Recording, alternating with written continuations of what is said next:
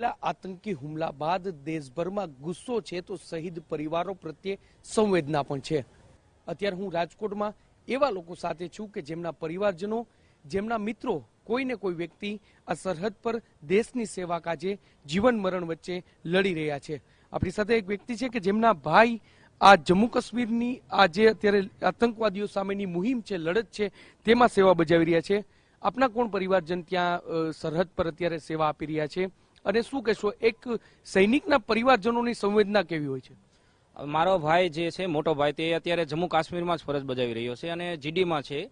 અત્યારે એના પરિવારમાં પણ આપણે જોઈએ, હુમલો તો જ્યાં થયો છે ત્યાં શહીદો માટે, એના પરિવાર માટે તો શું વીતતી હશે। એના પહેલા તો જે ભાઈ અત્યારે મારો ભાઈ નોકરી કરે છે, તો અમારા પરિવાર ઉપર શું વીતી રહી છે અમને જ ખ્યાલ છે। અમને જે ગભરામણ હોય છે, અમારું જે ટેન્શન હોય છે, એ અમારા પરિવારને ખબર હોય છે। અને આના પર જે અત્યારે જે એક્શન લેવા જોઈએ એ એક્શન તો લેવા જ જોઈએ, પણ એની પહેલા અત્યારે જે પરિવારના જે લોકોનું અત્યારે આપણા શહીદો થયા છે, એ શહીદોને સૌથી પહેલા તો આપણે એના પરિવારને આશ્વાસન દેવું જોઈએ અને એના પરિવારને, સરકારને જે પણ મદદ થાય તે જેટલી ઝડપી મદદ થઈ શકે એટલી ઝડપી મદદ અને આશ્વાસન કરવું જોઈએ। તમે શું કહેશો, આપના કોણ ત્યાં સ્વજન ત્યાં અત્યારે સરહદ પર ફરજ બજાવી રહ્યા છે, આપની લાગણી શું છે? મારી લાગણી એટલી છે, મારા એક મિત્ર છે બ્રાહ્મણના, એ પોતે સીઆરપીએફમાં ત્યાં ડ્યુટી બજાવે છે અને 4 તારીખે તેઓ હજી રજા પૂરી કરી અને તેઓ ત્યાં પહોંચ્યા છે। ત્યાં આ હુમલો થયો।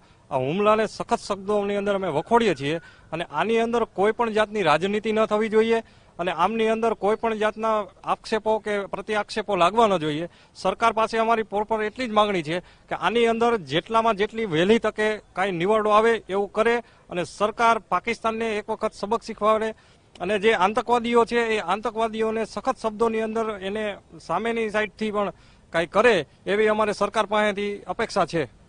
માત્ર મીણબત્તી પ્રગટાવવાથી શું શહીદોને શ્રદ્ધાંજલિ મળશે? તમે એક યુવા તરીકે શું માનો છો?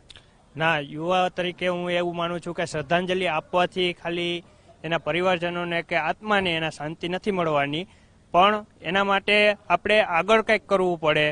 જે શહીદો થઈ ગયા છે બરાબર, એનો બદલો લેવો પડે, એવા વિચારણા કરવી પડે અને એના જે પરિવારજનો છે એને આશ્વાસન, સહાય જે કાંઈ મળતું હોય બરાબર એ મળવું જોઈએ। તમે શું માનો છો, હવે સરકારે શું કરવું જોઈએ?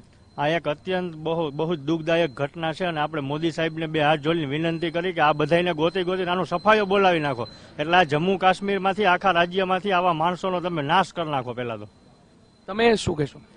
એમાં એવું છે, જે લોકો શહીદ થયા છે એના પરિવારને જ ખબર હોય કે એનું જે વિયોગ્યો છે તેની ખોટ નહીં પૂરી કરી શકે। સરકારે એવો પ્રયત્ન કરવો જોઈએ, શહીદ થઈ ગયા તો થઈ ગયા, એના માટે તો બીજું કાંઈ ન કરી શકે, પણ એના પરિવારજનો માટે એ લોકોએ એનો પગાર હોય, એનો જે પગાર મળે એના ફેમિલીને દર મંથે આપવો જોઈએ। એ એના માટે કરશે એ લોકો, તો એના પરિવારને એની ખોટ તો એની નહીં પૂરી કરી શકે, પણ જે એની આર્થિક મદદ છે, એનું ઘરનું ભરણ પોષણ છે, એ લોકો એનું આસાનીથી કરી શકશે, કોઈના ઉપર નિર્ભર નહીં રહી શકે।